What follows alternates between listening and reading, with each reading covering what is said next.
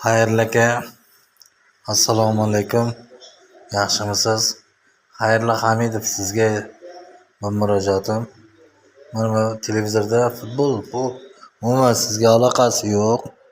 Lekin Xayrli Hamidov, men sizga sal oldinroq ham yozuvdim. Krishtianu Ronalduga xusumatingiz bormi? Yo Messi sizga oylik to'layaptimi? Nima uchun Krishtianu Ronalduni yerga urib gapirasiz? Nuqul. Messini 8 ta olgan oltin to'pini nechtasi halolligini sizni farosatingiz yetsa o'zingiz ham bilasiz. Lekin Krishtianu Ronaldunikini 5 tasi ham halolligini ham o'zingiz bilasiz.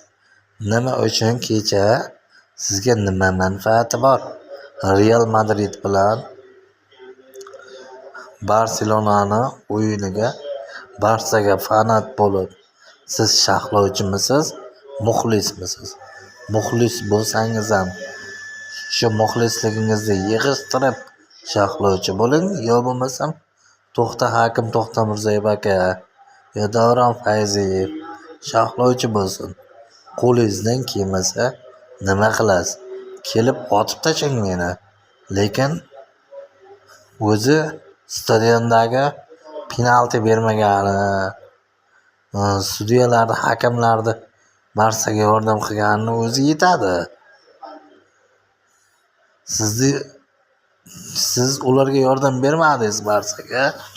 Prosta bizni g'ashimizni keltirdingiz. Tushundingizmi? O'zingizni muxlislaringizni yo'qotdingiz. Tushundingizmi? Ancha bo'lgan siz. Kim nima uchun? Bitta sizga savol. Atletika Madrid bilan o'ynaganda nimaga o'zingizni ko'rsatmadingiz? Atletika yedirib tashladi. O'shanda Atletikani nimasiga, ustoziga hozir ayni paytda esimda chiqyapti. Shu